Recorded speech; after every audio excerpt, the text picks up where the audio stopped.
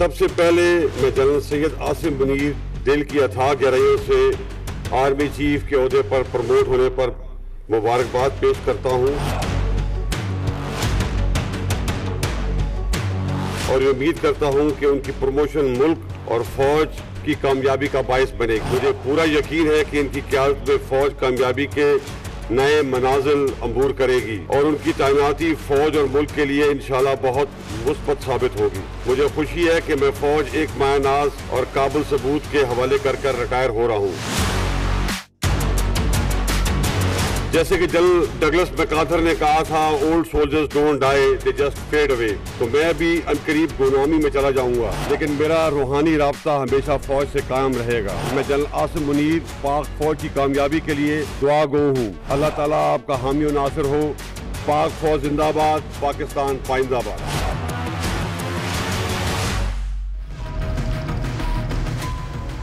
अस्सलामुअलैकुम, मैं हूं सिद्रा मीर। आप देख रहे हैं प्रोग्राम 7 से 8। नाजरीन, पाक फौज की कमान की तब्दीली हो गई। जनरल कमर जावेद बाजवा ने आर्मी कमान की अलामत मलाका स्ट्रिक जनरल सैयद आसिम मुनीर के हवाले की। जनरल सैयद आसिम मुनीर ने पाकिस्तान के 70वें आर्मी चीफ का चार्ज संभाला। जनरल हेडक्वार्टर्स रावलपिंडी में पुरवकार और शायान शान तकरीब मुनक्किद हुई। आला फौजी और सिविल हुकाम ने शिरकत की। जनरल हेडक्वार्टर्स पहुंचने पर जनरल कमर जावेद बाजवा को सलामी पेश की गई। तकरीब से पहले जनरल कमर जावेद बाजवा नए आर्मी चीफ सैयद आसिम मुनीर के हमरा यादगार शहदा पहुंचे, फूल रखे और वतन के लिए जाने कुर्बान करने वालों के हक में दुआ की। जनरल रिटायर्ड कमर जावेद बाजवा ने अलविदाई खिताब में कहा कि फ़ख्र है कि फ़ौज की क़यादत काबिल अफसर के सुपुर्द की है। वो बहुत जल्द गुमनामी में चले जाएंगे, मगर फ़ौज से रूहानी ताल्लुक हमेशा कायम रहेगा। पाक फौज की हर कामयाबी पर खुशी होगी। सुबकदोश होने वाले आर्मी चीफ ने दुआ दी कि जनरल आसिम मुनीर की क़यादत में फौज कामयाबी की नई मंजिलें तय करे। नाज़रीन, इस तकरीब में साबिक आर्मी चीफ राहील शरीफ मरकज़ निगाह बने रहे। तकरीब में शरीक बिलावल भुट्टो ने कहा, कमांड की तब्दीली का अमल मौसर अंदाज में मुकम्मल हुआ। उम्मीद है कि मजीद बेहतरी भी आएगी। नाज़रीन, साबिक आर्मी चीफ की रुखसती और नए आर्मी चीफ की आमद से इमरान खान के लॉन्ग मार्च की डायरेक्शन तो वाज़ेह हो गई है, लेकिन नई डायरेक्शन ने मुल्क में नया सियासी चैलेंज भी खड़ा कर दिया है। विफाकी हुकूमत को असेंबलियां बचाने के लिए पूरी कोशिशें करना पड़ रही हैं। गुज़श्ता रोज़ PTI रहनुमा फवाद चौधरी ने यह कहा था कि पंजाब और खैबर पख्तूनख्वा असेंबली तहलील करने की तौसीक कर दी गई है। अब पार्लिमानी पार्टी की मुशावरत के बाद पंजाब और खैबर पख्तूनख्वा असेंबली को तहलील करने की तारीख का ऐलान कर दिया जाएगा। हमारे इस्तीफ़ों से मुल्क भर से 567 नशिस्तें खाली होंगी। असेंबलियों से इस्तीफों का ये फैसला आज या कल में हो सकता है। वज़ीर आला पंजाब चौधरी परवेज़ इलाही भी ये बता चुके हैं कि इमरान खान ने कहा तो असेंबलियां तोड़ने में 5 मिनट भी नहीं लगाएंगे। असेंबलियों को टूटने से बचाने के लिए नून लीग ने भी सियासी चाल चल दी है। वज़ीर आला पंजाब परवेज़ इलाही के खिलाफ तहरीक अदम एतमाद लाने की तैयारियां की जा रही हैं। नून लीग ने अरकान असेंबली से दस्तखत भी करवाना शुरू कर दिए हैं और लीगी रहनुमा अता तारड़ का ये कहना है कि अदम एतमाद समेत कई कानूनी पहलुओं पर गौर हुआ है। इस हवाले से जरदारी साहब की कोशिशें भी काबिल सिताइश हैं। वज़ीर आला पंजाब चौधरी परवेज़ इलाही ने भी अरकान असेंबली से मुलाकातें शुरू कर दी हैं और ये कह रहे हैं कि वोट को इज्जत दो का खोखला नारा अपनी मौत आप मर चुका है। पंजाब में इक़्तिदार के ख्वाब देखने वाली अपोजिशन के पास नंबर ही पूरे नहीं हैं। पंजाब में वज़ीर आला के खिलाफ अदम एतमाद और खैबर पख्तूनख्वा में मालियाती इमरजेंसी के नफाज का मुतालबा भी सामने आ चुका है। नून लीग के सूबाई तर्जुमान इख्तियार अली का ये कहना है कि सूबा मालियाती तौर पर दिवालिया हो चुका है। वज़ीर आला मालियाती इमरजेंसी का ऐलान करें। प्रोग्राम में आज बात करने के लिए पाकिस्तान पीपल्स पार्टी मुर्तज़ा साहब हमारे साथ होंगे।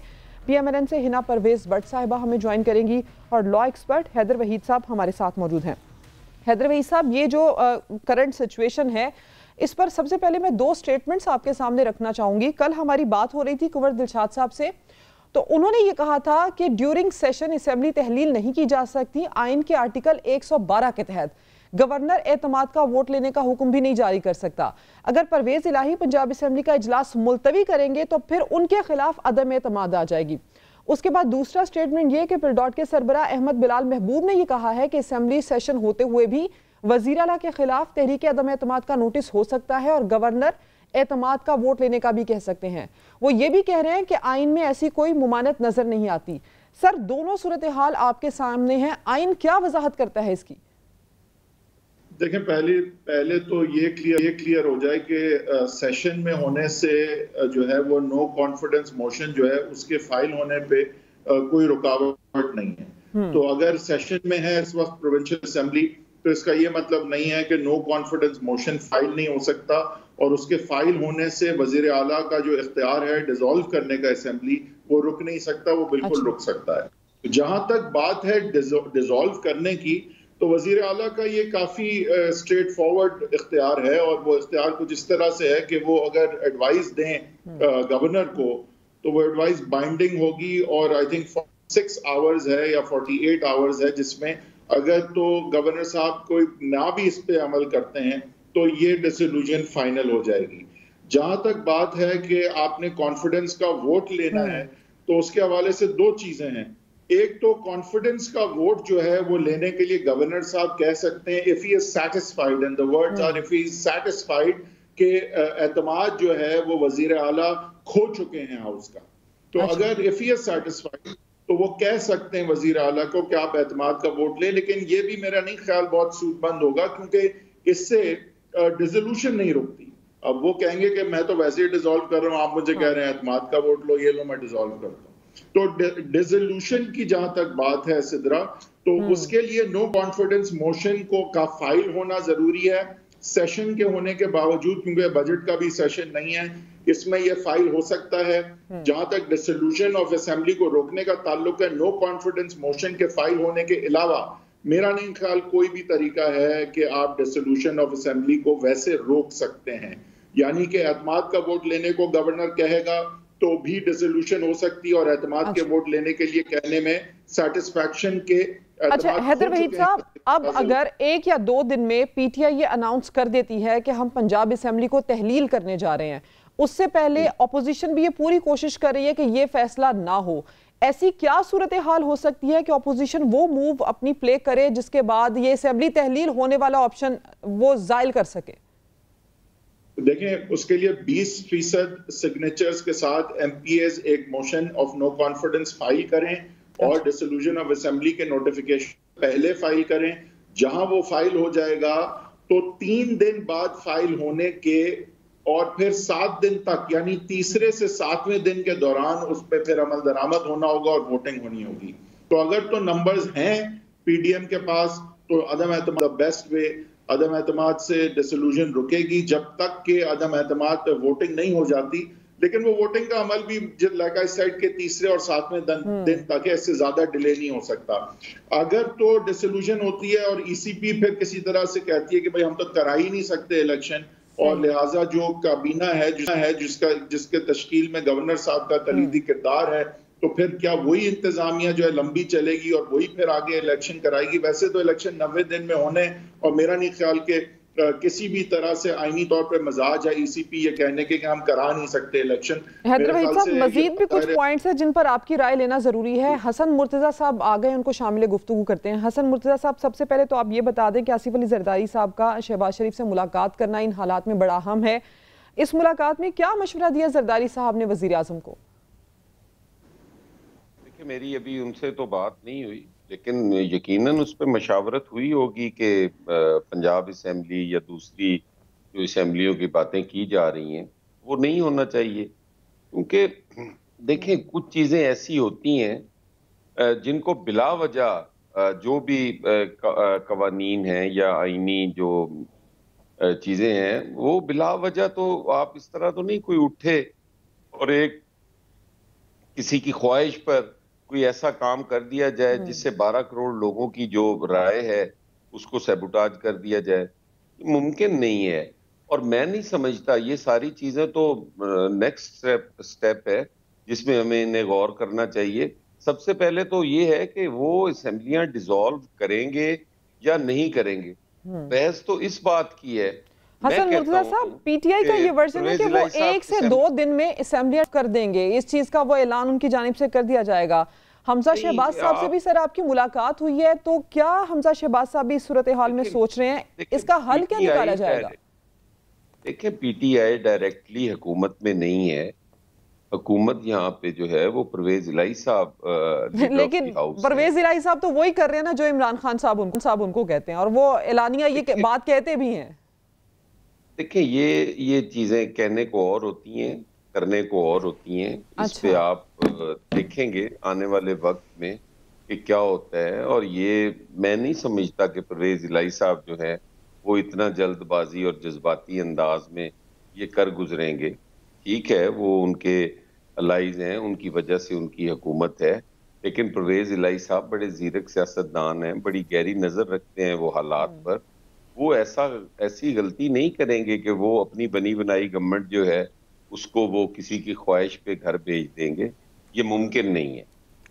हसन मुर्तजा साहब, अरकान पंजाब असेंबली की वैसे इस बारे में क्या सोच है, क्या राय है? असेंबलियां तहलील होने के हक में है या खिलाफ है? देखें, ये मुख्तलिफ राय है और मैं अक्सरियत की ये राय समझता हूँ। जो हमारे से मेल जोल या बैठने उठने वाले लोग हैं, अक्सरियत जो है वो इस हक में नहीं है। अच्छा। आपने कल के जलसे में भी देखे होंगे कि उनकी स्टेज के ऊपर जो उनका जलसा था पिंडी वाला, वहां पे पंजाब की क़यादत नजर नहीं आई। और मेरा ख्याल है कि शाह महमूद कुरैशी साहब भी इस हक में नहीं है कि इलेक्शन करवा लिए जाएं। जरा शाह महमूद साहब से तो पूछ लें कि क्या वो इस हक में हैं या नहीं है। चलें, ये सवाल मैं अभी आपकी जानिब छोड़े ही जा रही हूँ कि अपने दोस्त और इत्तेहादी बज़ाहिर तो कह रहे हैं कि साथ हैं लेकिन साथ नहीं हैं। ऐसी क्या वजह है कि जिसके बिना पर आप ये बात कह रहे हैं? हिना साहिबा, खान साहब के असेंबली तहलील करने के ऐलान के बाद नून लीग ने भी हंगामी इजलास बुलाया। क्या ऑप्शंस ज़ेरे गौर हैं आप लोगों के? और असेंबली को तहलील होने से रोकने के लिए गवर्नर राज लगाना है, वोट ऑफ नो कॉन्फिडेंस की तरफ जाएंगे, किस ऑप्शन पर गौर किया जा रहा है? बिस्मिल्लाहिर्रहमानिर्रहीम। सबसे पहले तो मैं आपको बताती चलूँ कि परवेज़ इलाही साहब के भी करीबी ज़राए ने ये बताया है कि वो नहीं चाहते। उन्होंने इमरान खान साहब को ये मशवरा दिया है कि असेंबली को तहलील नहीं करना चाहिए। तो बिल्कुल मैं हसन मुर्तज़ा साहब से मेरी मुलाकात भी हुई आज, और बहुत से MPs यही बिलीव करते हैं हमारी पार्टी में और अक्रॉस पार्टी लाइंस कि असेंबलीज़ को तहलील नहीं होना चाहिए। देखिए, हम एक डेमोक्रेटिक पार्टी हैं, हमारी पार्टी हो गई, पीपल्स पार्टी हो गई, और काफ़ी और MPs भी, और हम बिलीव करते हैं कि असेंबलीज़ का एक सर्टन 5 साल का टेन्योर होता है, और डेमोक्रेसी के को देखते हुए हमें असेंबलीज़ को तहलील नहीं करना चाहिए। क्योंकि इस वक्त अगर हम देखें कि मुल्क के अंदर सैलाब की सिचुएशन हो या इकोनॉमिक सिचुएशन हो, तो आई थिंक सबसे बुरा डिसीजन होएगा दोबारा इलेक्शंस में जाने। और ये बात बड़ी क्लियर है कि जनरल इलेक्शंस जो हैं वो अपने टाइम पे होंगे। तो इमरान खान साहब ने बिल्कुल लॉन्ग मार्च को जब देखा कि लॉन्ग मार्च के अंदर लोग ही नहीं निकले, उनकी पॉपुलैरिटी जो ख़राब हो गई, तो उन्होंने सिर्फ एक ब्लफ कार्ड खेलने की कोशिश की। अच्छा। और दोबारा जिस तरह इमरान खान साहब यू टर्न लेने के मास्टर हैं, तो उन्होंने सिर्फ ऐलान कर दिया कि मैं असेंबलीज जो है वो डिसॉल्व कर दूंगा। लेकिन ना ही परवेज़ इलाही साहब, ना ही MPs जो हैं PTI के, बिल्कुल आई थिंक उनको इस चीज़ का सपोर्ट करेंगे। बिकॉज देखिए, इसको अगर हम सबसे पहले फॉर एंड फॉरमोस्ट पाकिस्तान, हमारे रियासत पाकिस्तान और पाकिस्तान ओवरऑल, चाहे इकोनॉमिक सिचुएशन हो या पाकिस्तान को सामने लेके चलना हो, तो कोई भी इस चीज़ को नहीं कहेगा कि इस वक्त इलेक्शंस कराने का टाइम है। देखें, इस वक्त हम देखते हैं KPK में वैसी उनकी हुकूमत है, अगर वो दोबारा वहाँ इलेक्शन कराते हैं क्या डिफरेंस हो जाता है? पंजाब में इस वक्त परवेज़ इलाही साहब चीफ मिनिस्टर हैं, वो क्यों चाहेंगे कि वो इस वक्त डिसॉल्व कर दें? तो इस वक्त I think rather than this being just, लेकिन कह तो रहे हैं ना कि हम खान साहब के साथ हैं। अच्छा हिना, मुझे ये भी बता दें कि तारड़ साहब ने आज ये कहा कि सब इस बात पर मुत्तफिक हैं कि असेंबली बचाने के लिए हर हद तक जाएंगे और हर हरबा इस्तेमाल करेंगे। डायरेक्शंस क्या मिली है इस सिलसिले में पार्टी को? मियां नवाज शरीफ साहब ने कोई मशवरा दिया इस सिलसिले में? देखिए, बिल्कुल जिस तरह हमने ऊपर नेशनल असेंबली में भी वोट ऑफ नो कॉन्फिडेंस के ज़रिए एक आईनी तरीके से इमरान खान साहब को घर भेजा था, वो भी इसलिए क्योंकि इमरान खान पाकिस्तान को डिफ़ॉल्ट की नहज तक पहुंचा गए थे, अदारों को अटैक कर रहे थे, मुल्क के ऊपर एक फितना फसाद क्रिएट करने की कोशिश कर रहे, तो हमने एक आईनी तरीके से उनको घर भेजा। यहाँ भी मैं आपको 100% ये गारंटी कर दूँ कि पंजाब असेंबली को भी हर हरबा इस्तेमाल होएगा आईनी, whatever is a part of the constitution. आज मैं आपको बताऊं कि हम लोगों ने बिल्कुल एक जो अदम एतमाद की उस पर साइन भी कर दिया। आज लाहौर के और गुजरांवाला के MPAs इकट्ठे भी हुए, हमने सिग्नेचर्स भी कर दिए। तो जहाँ तक पंजाब के अंदर ताल्लुक है, जो भी हमें हरबा यूज़ करना पड़ेगा पंजाब असेंबली को मतलब फोरमोस्ट हमारा है कि हम असेंबलीज को बचाए, नॉट ओनली बचाए बल्कि हम और स्ट्रेंथन करेंगे पंजाब में इंशाल्लाह ताला। तो बिल्कुल कोई इनको मौका नहीं देंगे कि आप अपनी जगह पे कॉन्फिडेंट हैं। हैदर वहीद साहब, ये खान साहब जिन पर एतमाद करके ये कह रहे हैं कि पंजाब असेंबली तहलील कर देंगे, KPK असेंबली तहलील कर देंगे, उनके जो मुखालिफिन है वो कुछ और राय रखते हैं, कुछ और इन्फॉर्मेशन रखते हैं। मुस्लिम लीग नून के बेशतर रहनुमा ये कह रहे हैं कि KPK असेंबली के अरकान भी उनके साथ हैं, पंजाबी असेंबली से भी नंबर वोट नून लीग की तरफ जा सकता है। तो खान साहब ने फिर किस बिना पर जलसे का इख्तिताम इतने बड़ी अनाउंसमेंट के ऊपर कर दिया? पार्लिमानी पार्टी के रहनुमाओं से मुशावरत किए बगैर उन्होंने ये अनाउंस कर दिया। हिना साहबा कह रही हैं ये खान साहब ने सिर्फ एक ब्लफ खेला है। देखिए, अब पता है ये तो खुदा जाने कि वो ब्लफ है या नहीं। वो यूटर्न्स तो बिल्कुल करते हैं और नैरेटिव्स भी बदलते रहते हैं। और जब उन्हें चीफ की तैनाती में हिस्सा नहीं डालने को मिला और उन्हें जनरल इलेक्शंस नहीं मिलने थे और धरना जो है फीजिबल नहीं था, तो उन्होंने एक बड़ा ऐलान ये कर दिया। लेकिन देखिए, इसमें मैं थोड़ा सा ये जरूर कहूंगा कि अगर वो वाकई फ्रंट फुट पे खेलने वाले हैं और 5th गियर में खेलते हैं, तो ये 5 साल का मैंडेट के अगर वो समझते हैं वो इतने पॉपुलर हैं और वो वेट नहीं करना चाहते, तो अभी अगर ये 5 साल का मैंडेट ले लेते हैं पंजाब और KPK में, तो 8 महीने 10 महीने के बाद के जो इलेक्शंस होंगे नेशनल असेंबली के, वो उनके लिए आसान हो जाएंगे और एस्टैब्लिशमेंट उनको इग्नोर नहीं कर सकेगी। तो ऐसा नहीं है कि he has nothing to gain और ये बिल्कुल ही ब्लफ है। मुझे नहीं पता, ये तो उनकी अपनी स्ट्रैटेजी है। लेकिन अगर देखा जाए तो ऐसा नहीं है कि वो कुछ गेन नहीं करते अगर यहाँ पे इलेक्शन होते हैं। और आजकल की जो उनकी पॉपुलैरिटी, अगर वो उसे एनकैश करना चाहते हैं और समझते हैं कि आगे 8 महीने में थोड़ा जो है वो हालात डिफरेंट भी हो सकते हैं। दूसरा, आपने एक बात की जिसपे मैं ये वजाहत कर दूं कि देखें, ये जो मेंबर हैं, MPAs हैं, ये मैटर नहीं करते यहाँ पे, क्योंकि डिसॉल्व जो है वो सिर्फ चीफ मिनिस्टर की एडवाइस पे लाजमन गवर्नर को करना होता है। इसमें किसी MPA का कोई वोट नहीं होता, इसमें किसी MPA का कोई दखल नहीं होता, इसमें किसी MPA की कोई राय नहीं होती, कोई वोट नहीं होता। नहीं हैदर भाई साहब, वो तो मैं तहरीक अदम एतमाद के हवाले से कह रही थी ना कि ये नून लीग पीपल्स पार्टी तो हो ही नहीं सकता ना सिद्रा। तहरीक अदम एतमाद जो है वो तो इमरान खान के खिलाफ ऑपोजिशन लाएगी और उसमें PTI के लोग तो आ ही नहीं सकते। और जहां तक बात है PMLQ की, तो पार्लिमानी पार्टी ने इख्तियार तो दे दिया परवेज इलाही को, जो अपनी तरफ से जो कह रहे हैं वो आपके सामने है। तो मैं ये कह रहा हूं, अदम एतमाद एक तरीका जरूर है इसको डिले या डिफीट करने का, लेकिन मेरा नहीं ख्याल कि ये जो बाकी बातें कि MNA MPA किसके साथ हैं, ये तो इररेलेवेंट है रेजोल्यूशन के हवाले से। It has nothing to do with it. तो ये जरूर है कि अदम एतमाद में PDM जमा कर सकती है लोगों को, तो ये जरूर रेलेवेंट है, क्योंकि अदम एतमाद जहां फाइल हुई वहां पे डिसोल्यूशन रुक जाएगी। और अगर इनके पास वोट हैं तो परवेज इलाही और जो सारी हुकूमतें हैं खान साहब की, वो चली जाएंगी। लेकिन हसन मुर्तजा साहब, फवाद चौधरी साहब ये कह रहे थे कि बुध या जुमे रात को ऐलान कर दिया जाएगा कि असेंबलियां कब तहलील करनी है। अगर ये ऐलान हो जाता है तो फौरी तौर पर हिकमत अमली क्या है पाकिस्तान पीपल्स पार्टी की, मुस्लिम लीग नून की इत्तेहादी हुकूमत की?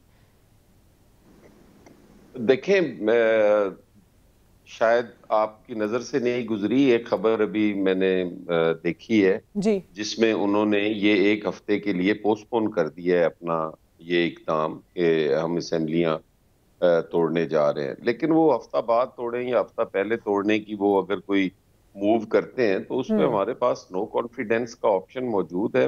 हम अपने लोगों के साथ नो कॉन्फिडेंस में जा सकते हैं और फिर उसके बाद हम वोट ऑफ कॉन्फिडेंस का भी गवर्नर उन्हें कह सकता है, और ये सारी ऑप्शंस हैं। और अगर गवर्नर उनको वोट ऑफ नो कॉन्फिडेंस का एडवाइस नहीं देते तो उस सूरत में क्या होगा सर? सॉरी, अगर governor vote of no confidence का एडवाइस नहीं देते वजीर आला पंजाब को, तो उस सूरत में क्या होगा सर? हम सारे मफरूजों पे बात कर रहे हैं कि ये नहीं होगा तो ये होगा, तो ये नहीं होगा अब लाजमी बात है, जब तक कुछ हो नहीं जाता मुमकिनात और नामुमकिनात पे ही बात हो सकती है ना सर। मेरी अर्ज सुन लेना, मैं ये अर्ज कर रहा हूँ कि असेंबलियां डिसॉल्व ही नहीं वो करेंगे। अच्छा, आप इस चीज को क्यों नहीं सुनना पसंद कर रहे? मैं अर्ज कर रहा हूं कि वो असेंबलियां नहीं तोड़ेंगे, मैं दावे के साथ कह रहा हूं कि वो नहीं तोड़ेंगे। तो फिर आप क्या समझते हैं हसन मुर्तजा साहब, फिर इमरान खान साहब ने इतने बड़े अवामी इज्तिमा से ये ऐलान क्यों कर दिया, उन्होंने क्या समझते हैं आप? इमरान खान साहब जो हैं वो बड़े काबिल एहतराम हैं, वजीर आजम रहे हैं पाकिस्तान के, वो पहले भी वजीर आजम होते हुए भी ऐसे ऐलानात करते रहे हैं, ऐसी बातें करते रहे हैं और फिर उनसे वापस भी जाते रहे हैं। कोई एक चीज ऐसी बता दें जो उन्होंने कही हो और फिर की हो, वो जो कहते हैं वो करते नहीं है। ये उनका माजी जो है वो गवाह है इस चीज का। आप उनकी इस चीज को इतना सीरियस ले रहे हैं, वो वहां से कौम को वापस किस तरह लाते? एक लॉन्ग मार्च लाहौर से स्टार्ट हुआ, अच्छा, और जैसे वो घूमता घुमाता आपके सामने पिंडी तक पहुंचा और जब मंजिल बिल्कुल कुछ 15-20 किलोमीटर दूर थी, वहां से उन्होंने वापस आने का ऐलान कर दिया कि मैं अब वापस जा रहा हूं और मैं अब असेंबलियां तोड़ दूंगा। ये देखे ना, उनका वो हमेशा वहां वो किस चीज की, किस बुनियाद पे वो कारकुनों को ये कहते कि मेरा अब ये पोस्टपोन हो गया है और मेरा अब वो मेरे कहने के बावजूद उन्होंने आर्मी चीफ भी मेरिट पे नामजद कर दिया है। अच्छा। मेरे चीखने चिल्लाने के बावजूद उन्होंने इलेक्शन कहा है कि हम सितंबर अक्टूबर में 2023 में करवा देंगे। उन्होंने क्या कहेंगे कि मैं अपने अमेरिका खिलाफ जो नैरेटिव था मैं उससे वापस आ गया हूं, मैं अमेरिका के साथ दोस्ती का ख्वाह हूं, मैं अच्छे ताल्लुकात का ख्वाह हूं, ये कहकर उन्हें वापस लाते। उनके पास ऑप्शन ही एक बचती थी और वो खुदकश थी। वो तो इस्तीफा लेने गए थे, वो इस्तीफे देकर वापस आ गए, वो अपनी हुकूमत खत्म करके वापस आने का ऐलान करके वापस आ गए। देखिए उनके पास इसके अलावा कोई अच्छा हिना, आप भी इसी बात पर इत्तेफाक करती हैं कि असेंबलियां तहलील नहीं होंगी, के पीछे लगाते। इसके अलावा खान साहब के पास कोई ऑप्शन भी नहीं था। दूसरा ये कि ये जो खबरें आ रही है कि पंजाब असेंबली के रकीन, जी जी कहिए सिद्रा, आपने हसन मुर्तजा साहब से पूछा इमरान खान साहब अवामी इज्तिमा से ये क्यों ऐलान करते हैं, तो मेरी बात सुने। इमरान खान ने अपनी अवामी जलसे पे ये क्यों कहा कि मेरे अगेंस्ट अमरीकी साजिश हुई है? कहा ना, ये हम सबको पता है, अमरीकी साजिश। और जब फाइनेंशियल टाइम्स को इंटरव्यू दिया तो कह दिया कि I am over it. Imran Khan ने, अब तो हालात पीटीआई के बदल गया ना अमेरिका को लेकर। अभी मैं देख रही थी फवाद चौधरी साहब की मुलाकात भी हुई अमेरिकी सफीर डोनाल्ड ब्लूम से। ये अमेरिकी साजिश, इंपोर्टेड हुकूमत नामंजूर, और फिर अमेरिका जब फाइनेंशियल टाइम्स से इंटरव्यू आया तो उन्होंने कहा मेरे ऊपर माजरत के साथ यहीं से बात को मुकम्मल कर लीजिएगा। मुझे एक फौरी ब्रेक का कहा जा रहा है, मैं वापस आपका पॉइंट ऑफ व्यू है वो यहीं से मैं लूंगी, ब्रेक के बाद वापस आते हैं। प्रोग्राम में एक बार फिर से खुशामदीद। हिना परवेज भट्ट साहबा, ब्रेक से पहले आप बात कर रही थी, आप अपनी बात को मुकम्मल कीजिए, फिर मैं हसन मुर्तजा साहब की जानिब जाऊंगी। मैं कह रही हूँ सिद्रा, इमरान खान साहब की आप क्या बात करती हैं? अवामी जलसे से वो आते हैं और आके ऐलान करते हैं कि मेरे हुकूमत को ओवरथ्रो करने के लिए अमरीकी साजिश हुई, और फिर वो उस पर यू टर्न ले लेते हैं, फाइनेंशियल टाइम्स पे कहते हैं कि आई एम ओवर दैट।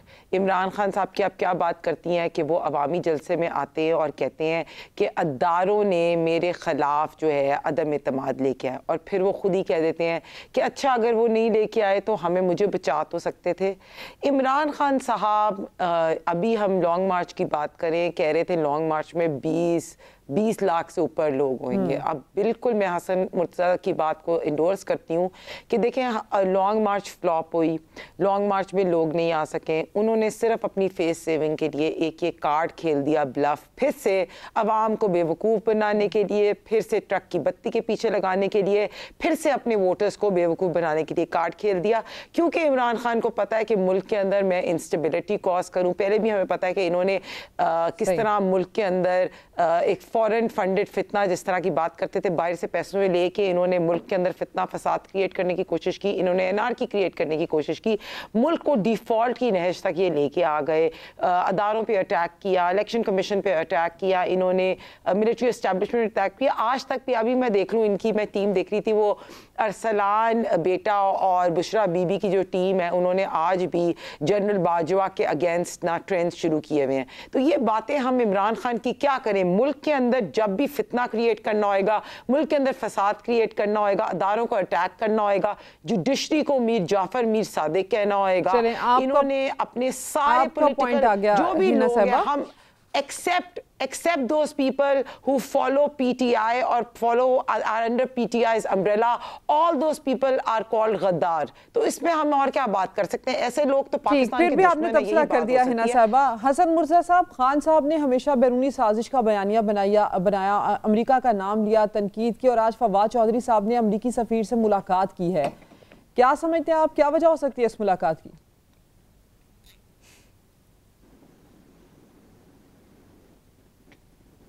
देखिए, वो तो एक अरसा से इस चक्कर में है कि किसी तरीका से अमेरिका जो है वो मान जाए और हमारा जो वो बयानिया था उसकी हमें माफी हो जाए। अगस्त में आप देखें, यही डोनाल्ड ब्लूम थे जिनको वजीर आला केपी मिले और उनसे 36 गाड़ियां भी ली हेल्थ डिपार्टमेंट के लिए, और फिर उनको तोरखम की सैर भी करवाई। फिर यही डोनाल्ड ब्लूम जो है ये खान साहब को भी मिले, ये सफीर साहब जो अमेरिकन है उनसे भी मिले, और खान साहब ने उन्हें रिसीव भी किया, रेड कारपेट इस्तकबाल भी किया, और उनको बड़ी इज्जत एहतराम के साथ उनकी मेहमान नवाजी करके उन्हें फारिग किया। फिर सबसे बड़ी बात यह है कि अमेरिका में अपनी लॉबिंग करने के लिए इन्होंने एक रॉबिन रॉफेल नाम की खातून को और एक कंपनी को हायर किया। उसके वहां पे अपनी वो भी साबिक डिप्लोमेट भी थी और CIA की आई थिंक एनालिस्ट भी थी वो फॉर्मर, तो उसको इन्होंने हायर किया और वहां पे अपनी लॉबिंग के चक्कर में रहे। ये तो काफी अरसा से माफियां मांगने के लिए और वहां पे घुटने टेक रहे हैं और बात कर रहे हैं, और ये जो कहते हैं कि उनके फॉलोअर्स कहते हैं डट के खड़ा है कप्तान और कप्तान आगे देखे तो लेटा होता है। तो ये सारी हरकतें तो वो शुरू से करते आ रहे हैं। आज की मुलाकात भी उसी की कड़ी है कि हम किसी तरीके से हमें वहां से माफी हो जाए। आपको ये लगता है कि खान साहब माफी मांगना चाहते हैं अमेरिका से? ठीक है, कुछ और है। हैदर वहीद साहब, कमिंग बैक टू ये जो असेंबलियां वाला मामला है, असेंबलियां तहलील होने की सूरत में हसन मुर्जा साहब और हिना परवेज भट्ट साहबा को तो ये लगता है कि असेंबलियां डिसॉल्व नहीं होंगी, लेकिन अगर हो जाती हैं तो इंतखाबात अगर मुकर्रर वक्त पर इसके बाद नहीं होते तो क्या ये मामला अदालतों में जाएगा? और अगर अदम एतमाद भी आ जाती है तो फिर इसकी कामयाबी या नाकामी दोनों सूरतों में क्या होगा, एक बार आप हमें ये बता दें। और अगर इन दोनों सूरत हाल में से कुछ भी नहीं होता तो क्या गवर्नर राज का ऑप्शन भी हो सकता है?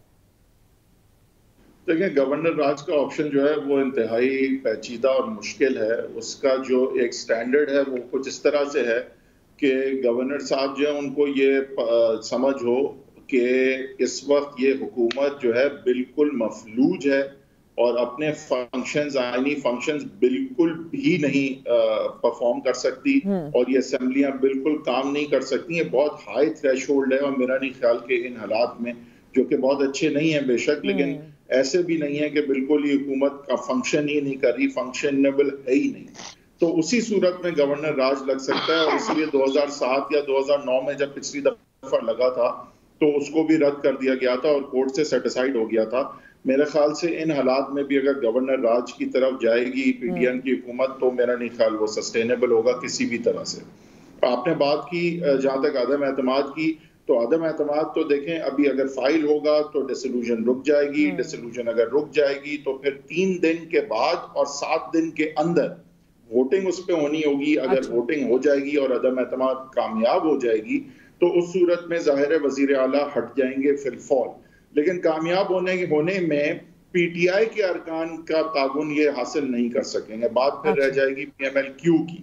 PMLQ में ये जजमेंट अब आ चुकी है कि अगर हम बात करें कि अगर PMLQ के 5 अरकान हट जाएं तो वहां पे ये है या चौधरी शुजात कुछ डायरेक्शन देना है as president of the party, तो इस पे अब डायरेक्शन ऑलरेडी आ चुकी है। यानी कि ये सारा प्रोसेस हैदर वहीद साहब इतना आसान नहीं लग रहा। हसन मुर्तज़ा साहब और हिना परवेज भट्ट साहबा, प्रोग्राम में आप तीनों ने वक्त दिया, आप तीनों मेहमानों का शुक्रिया। नाजरीन, पाकि सियासी सूरत हाल कहाँ पर खड़ी है ये आपने देख लिया, मईशत का क्या हाल है ये बताएंगे एक ब्रेक के बाद। लगता है पाकिस्तान और बहरानों का चोली दामन का साथ है। मुल्क सियासी बहरान ही नहीं, मुआशी बहरान से भी निमट रहा है। एक बार फिर ये अफवाहें गर्दिश कर रही हैं कि शायद पाकिस्तान दिवालिया होने के इम्कानात के करीब है। इसकी बुनियादी वजह करार दी जा रही है आइंदा माह दिसंबर में अहम अदायगी को। पाकिस्तान ने दिसंबर की 5 तारीख को $1 अरब के यूरो बॉन्ड्स की अदायगी करनी है, जो 5 साल पहले बैनुल अक़वामी मार्केट से कर्ज उठाने के लिए जारी किया गया था। इस कर्ज की अदायगी की तारीख करीब आने के साथ साथ कयास आराइयाँ बढ़ रही हैं और इसकी बुनियादी वजह यह भी है कि स्टेट बैंक के 24 नवंबर 2022 को जारी अदाद-ओ-शुमार के मुताबिक मुल्क में ज़र मुबादला के ज़खायर में $134 मिलियन की कमी हुई है। इस वक्त मरकजी बैंक के ज़खायर $7 अरब 82 करोड़ जबकि कमर्शियल बैंकों के ज़खायर $5 अरब 81 करोड़ हैं और मुल्क के मजमूई ज़खायर $13 अरब 64 करोड़ हैं। मुल्क की ज़र मुबादला के ज़खायर में तेज़ी से कमी तशवीशनाक सूरत हाल है। हालांकि रवा माह वज़ीर ख़जाना इसहाक डार यकीन दिला चुके हैं कि अब मुल्क डिफ़ॉल्ट के करीब नहीं जाएगा और चंद रोज़ कबल उन्होंने प्रेस कॉन्फ्रेंस में भी बताया था कि अदायगियाँ कैसे करनी हैं। आज वज़ीर ख़जाना इसहाक डार ने ट्विटर पैगाम में बताया है कि एशियाई इंफ्रास्ट्रक्चर इन्वेस्टमेंट बैंक ने $50 करोड़ मुंतकिल कर दिए हैं और पाकिस्तान को रकम प्रोग्राम फाइनेंस की मद में फराहम की गई है। इस पूरे मामले को समझने के लिए हमने रब्ता किया है। हमारे साथ मौजूद हैं माहिर मौशियात खुर्रम शहजाद साहब। सर, आपने वक्त दिया, आपका बेहद शुक्रिया। खुर्रम साहब, सबसे पहले तो आप ये बता दें कि क्या पाकिस्तान फिर से दिवालिया होने के करीब है? ऐसे ख़तरात हैं? क्या ये खबरें जो गर्दिश कर रही हैं इनमें सच्चाई है? क्योंकि अगले माह पाकिस्तान ने एक बहुत बड़ी अदायगी भी करनी है। जी थैंक यू वेरी मच, शुक्रिया जी बहुत बहुत आपको मुझे ऑनलाइन लेने के लिए। देखें, दिवालिया की जहाँ तक बात है तो हम शॉर्ट टर्म में तो दिवालिया नहीं होंगे और हमारी पेमेंट टाइम पे होंगी, जैसे लास्ट ईयर भी हुई हैं, इस साल भी पेमेंट्स टाइम पे होंगी। हाँ, ये ज़रूर है कि सिचुएशन बड़ी जो है चैलेंजिंग है और डॉलर की कमी है। और देखिए, 4 इवेंट्स ऐसे हुए हैं जिन्होंने ओवरऑल दुनिया को अपनी लपेट में लिया है और पाकिस्तान को ख़ास तौर पे, ख़ासकर डेवलपिंग इकोनॉमीज़ को। अगर उसमें आप देखें कौन कौन से इवेंट्स हुए हैं। कोविड सबसे पहले आया, उसने दुनिया की सारी सप्लाई चेन, फूड हो, खाने पीने की अशिया या फिर एनर्जी हो, फ्यूल हो, सबको जो है वो सप्लाई चेन को जो है डिसरप्ट किया। और फिर इसके बाद जब दुनिया कोविड से बाहर आई तो डिमांड अपनी जगह थी, सप्लाई नहीं थी और फिर ये हुआ कि प्राइसेस बहुत ऊपर चली गई। दूसरा जो बड़ा इवेंट था वो रशिया का और आपका यूक्रेन की वॉर थी। इस जो बड़े बैटल में ये हुआ, वॉर में ये हुआ कि जो दुनिया के ये 2 बड़े कंट्रीज हैं जो 25% हिस्सा एनर्जी का और फूड का प्रोड्यूस करते हैं, वीट ले लें आप या फिर गैस ले लें, ये सारा जो है प्रोड्यूस करते हैं ये 2 बड़े कंट्रीज, इन्होंने आपस में जंग इनकी हो गई। तीसरा बड़ा जो इवेंट था फिर ये था कि अब इंटरनेशनल मार्केट में रिसेशन आ गया, यानी कि शरह सूद बढ़ा दी गई है और रिसेशन आ रहा है, महंगाई को कंट्रोल करने का जो है वो इंतजाम किया जा रहा है। चौथा जो सबसे बड़ा इशू था वो हमारा इंटरनल था, वो फ्लड्स थे, जिसकी वजह से हमारे यहाँ भी महंगाई में इजाफा हुआ है, फूड में इजाफा हुआ है। तो देखें, दिवालिया जो है वो होना, उसमें 2 चीजें होती हैं। एक तो ये कि अभी हमारे पास कितने डॉलर्स है देने के लिए, और ऑल्दो हमारे पास 36 दिन के डॉलर्स हैं, लेकिन हमने जो $1.2 बिलियन पे करना है वो 2 तारीख को हम पे कर देंगे। हाँ, ये प्रॉब्लम है कि अगले 1 साल में डिफॉल्ट के चांसेस कितने हैं? एज पर ब्लूमबर्ग 10% चांसेस है, 90% हम जो है हम अरेंज कर लेंगे अपनी फंडिंग। ये अच्छा खुर्रम साहब, बहुत अरसे से हमारी तवज्जो IMF से किस्त के इजरा पर लगी हुई है। आज एशियाई इंफ्रास्ट्रक्चर इन्वेस्टमेंट बैंक से $50 करोड़ की मुंतकली हुई है। क्या ये मुंतकली हमारे ज़खायर को कोई संभाला दे सकेगी? देखिए, $500 मिलियन मेरे नहीं ख्याल बहुत बड़ी रकम है, बट ऑफ कोर्स आप देखें इस वक्त हमें एक डॉलर की ज़रूरत है क्योंकि हमारे यहाँ जो है इतनी ज़्यादा इन्फ्लोज नहीं है, डॉलर्स आ कम रहे हैं, हमारे यहाँ जो है वो जाते ज़्यादा हैं। इसी वजह से आज हमारा ये हाल है कि हम बहुत ज़्यादा खर्च करते हैं, बहुत ज़्यादा इम्पोर्ट करते हैं, बहुत ज़्यादा। और एक सबसे बड़ा जो इशू है ना वो है कर्ज़ों की अदायगियाँ, कर्ज़ों की मैनेजमेंट। हम हमेशा कर्जा लेके कर्जा अदा करते हैं, कर्जा लेके रीपे कर देते हैं और उसको जाया कर देते हैं ज्यादातर। हमने बिल्कुल खुर्रम शहजाद साहब, मेरा सवाल भी आपसे इसके बाद यही था कि एक कर्ज को उतारने के लिए हमें दूसरा कर्जा लेने की जरूरत क्यों पड़ती है? क्या मुल्क की मुआशी निजाम इसी तरह से काम करते हैं? दीगर ममालिक की अगर हम मिसाल लें तो नहीं, ऐसा काम नहीं करते। देखें, बहुत बुनियादी फर्क ये है, जो मुल्क जो है वो तरक्की कर जाते हैं और ऐसे मुल्क जो तरक्की नहीं करते उनमें ये गवर्नेंस का बहुत बड़ा प्रॉब्लम होता है कि जो भी पैसा लिया जाता है आवाम के लिए, उनकी भलाई के लिए, उनके ऊपर लगाने के लिए, वो ज़्यादातर जो है नॉन प्रोडक्टिव एक्टिविटीज़ में चला जाता है। वो तालीम पे नहीं लगता, वो हेल्थ पे नहीं लगता, वो फूड सिक्योरिटी पे नहीं लगता, अच्छा। वो आपकी ट्रांसपोर्टेशन में नहीं लगता, वो बेसिक्स पे नहीं लगता, वो अपने आप को जो है वो बेहतर करने के लिए नहीं लगता ओवरऑल। और ये होता है कि हम उसको या तो टैक्स पूरा नहीं लेते, या हमारी टैक्स चोरी बहुत होती है, या फिर हम टैक्स को सही जगह लगा नहीं सकते, प्रायोरिटीज़ हमारी वो नहीं होती। तो क्या होता है कि हम कर्जा लेते हैं, कर्जा चढ़ता जाता है और उस कर्जे को ज़ाया कर देते हैं, बनिस्बत इसके ये किया जाए कि उस कर्जे को ऐसी जगह लगाया जाए जिससे ग्रोथ आए, जिससे रोजगार जो है वो बढ़े, जिससे इंडस्ट्रीज बढ़े और सस्टेनेबल बेसिस पे बढ़े, जिससे एक्सपोर्ट्स को हम बेहतर कर सकें, जिससे अपनी प्रोडक्टिविटी अच्छी कर सकें, हम काम जो है वो ज्यादा कर सकें, प्रोड्यूस ज्यादा कर सकें और अच्छे कंपेटिटिव पाकिस्तानीज जो है हम दुनिया भर में प्रोड्यूस कर सकें। तो ये खुर्रम शहजाद साहब, अभी रिसेंटली रूस से सस्ती गैस और तेल इसकी फराहमी के ऊपर बातचीत चल रही है। अगर ये मुआहिदा हो जाता है तो बरह रास्त पाकिस्तानी अवाम को इसका क्या फायदा पहुंच सकता है? देखिए, एक तो बात यह है कि अब वैसे भी जो है वो ऑयल की कीमतें नीचे आ रही हैं। अब मेरे ख्याल में हमें जो हमारी इंपोर्ट्स हैं बाहर से, जो हम ऑयल मंगवाते हैं, वो हमें अब थोड़ा सा उस पर हमें काबू पाने का मौका मिलेगा। लेकिन रशिया के साथ अगर 30% जो बात होती है, ये 30% 40% डिस्काउंट पे हमें मिलता है तो वाई नॉट। लेकिन देखिए प्रॉब्लम क्या है, प्रॉब्लम ऑपरेशनल एस्पेक्ट्स हैं कि इतनी दूर है रशिया, वहाँ से मंगवाना, ट्रांसपोर्टेशन कॉस्ट बहुत बढ़ जाती है, फिर आपकी पेमेंट के इश्यूज हैं क्योंकि रशिया इस वक्त उस पेमेंट सिस्टम से बाहर है जो यूएस जो है वो आपको देता है, और यूएस पूरी दुनिया का फाइनेंशियल सिस्टम को जो है वो डोमिनेट करता है। तो मेरे ख्याल में ये ऑपरेशनल एस्पेक्ट्स थोड़े मुश्किल हैं। ये कह देना कि जी 30% आएगा या 30% प्राइस पे आएगा या हम मंगवा लेंगे, ये इतना आसान नहीं है। लेकिन होपफुली अगर ऐसा होता है तो हमें डेफिनेटली फायदा होगा कोई भी डिस्काउंट पे प्राइस मिलती है। खुर्रम शहजाद साहब, स्टॉक मार्केट में भी उतार चढ़ाव देखा जा रहा है। कल अच्छा दिन नहीं था मगर आज मार्केट में तेजी रिकॉर्ड की गई है। आपको क्या लगता है आने वाला महीना मुआशी तौर पर किस तरह का साबित हो सकता है? देखें, सिचुएशन चैलेंजिंग है ऑफ कोर्स। जब तक ये पेमेंट होती है ये कॉन्फिडेंस रिस्टोर करेगी। ये जो 2 तारीख को $1.2 बिलियन की लगभग जो है वो पेमेंट होगी बॉन्ड होल्डर्स को, पाकिस्तानी और जो बाहर के बॉन्ड होल्डर्स हैं, इंटरनेशनल जो आपको जो कर्जा देते हैं, उनकी पेमेंट हो जाएगी। तो ये काफ़ी हद तक एक कॉन्फिडेंस रिस्टोर करेगी। फिर साथ साथ IMF की जो है वो बात मेरे ख्याल में जल्दी होनी चाहिए। हम सबको बैठ के मिल के कमिटमेंट के साथ जाना चाहिए। सऊदी अरेबिया, चाइना, UAE, इनके कर्जे हमारे ज़्यादा हैं, बॉन्ड होल्डर्स के इतने नहीं है, तो उनके साथ जाके हम अगर 10-15 बिलियन रीशेड्यूल करवा लें तो ये स्टॉक मार्केट हो या फिर फाइनेंशियल मार्केट हो, एक्सचेंज रेट की मार्केट हो, ये सब कॉन्फिडेंस का जो है वो खुर्रम शहजाद साहब, ये भी इत्तलात आ रही है कि ओवरसीज पाकिस्तानियों ने कुछ अरसे से रकूम भेजना कम कर दी हैं। आपके पास क्या इंफॉर्मेशन है? वाकई ऐसा है? अगर है तो इसकी क्या वजह हो सकती है? देखिए, बात यह है कि जो पैसा होता है ना किसी का भी कहीं पे भी, वो बेसिकली ये देखता है कि कहाँ रिटर्न्स ज़्यादा हैं। पाकिस्तानी बॉन्ड जो थे, नया पाकिस्तान सर्टिफिकेट अगर आपने देखा हो तो NPC जिसे कहते हैं, उसमें रिटर्न तकरीबन 7% तक डॉलर में मिल रहा है, 7% तक, वो भी 2 साल 3 साल की मैच्योरिटी। अब US में अच्छा रिटर्न हो गया है, 5% हो गया है। दूसरे कंट्रीज में इंटरेस्ट रेट, शरह सूद बढ़ने की वजह से अच्छा रिटर्न हो गया। तो मेरे ख्याल में पैसा अब डाइवर्ट उस तरफ हो रहा है, पाकिस्तान की तरफ कम आ रहा है रिलेटिवली। ऐसा नहीं है कि किसी पॉलिटिकल रीजन की वजह से पैसे कम हो जाते हैं। मेरे ख्याल में इन माई अंडरस्टैंडिंग जब भी आप पैसा भेजते हैं वो ये देखते हैं कि कहाँ पैसा ज़्यादा बेहतर तरीके से कमा के रिटर्न मिल सकता है। हाँ, रेमिटेंसेज स्लो डाउन हुई हैं।